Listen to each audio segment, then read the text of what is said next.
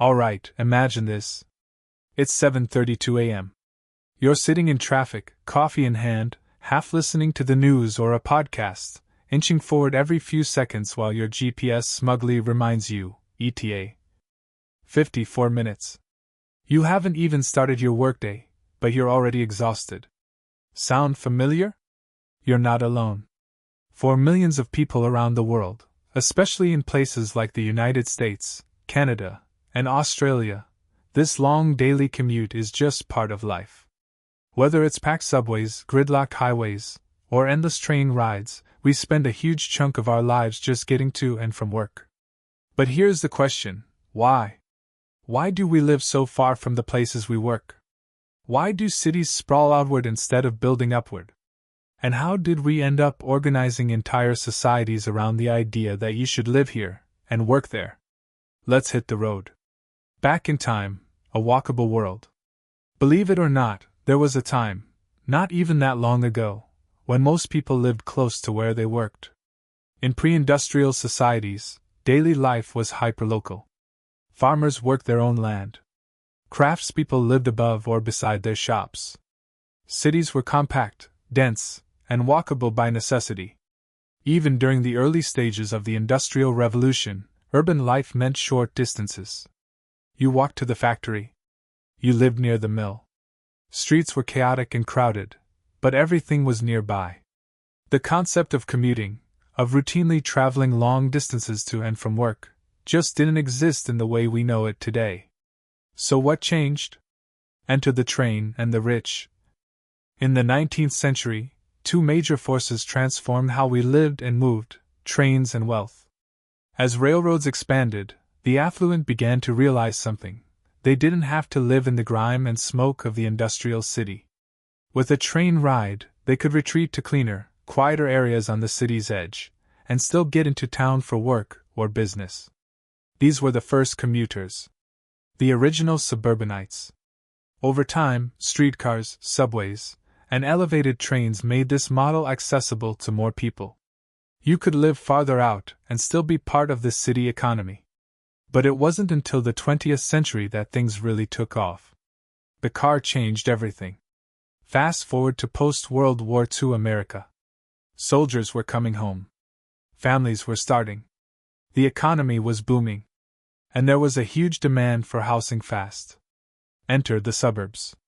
Fueled by government subsidies, low-interest loans, and the explosive rise of the automobile, the U.S. built out instead of up.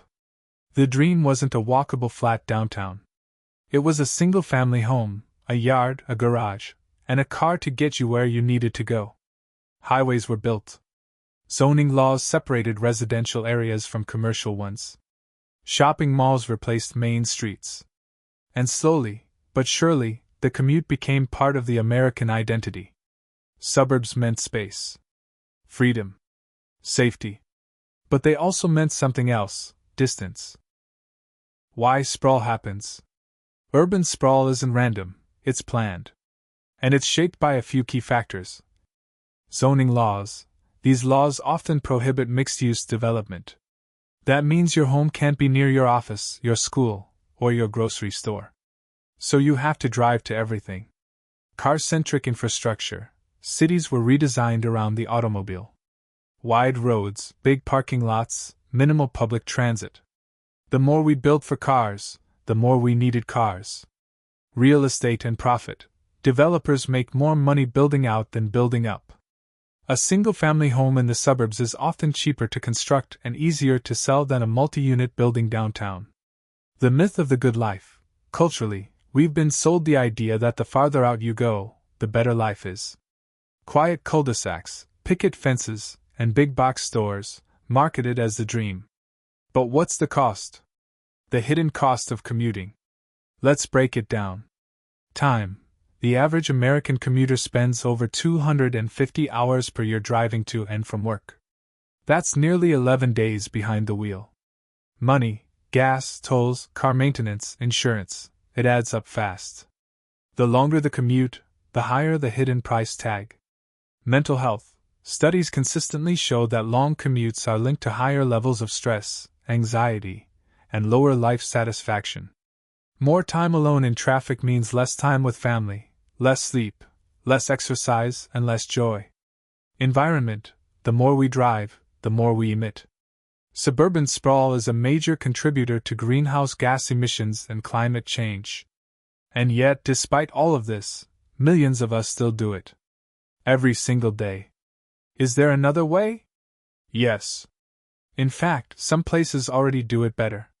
Cities like Copenhagen, Tokyo, Barcelona, and Vienna have invested heavily in public transportation, mixed-use neighborhoods, and dense, walkable urban cores.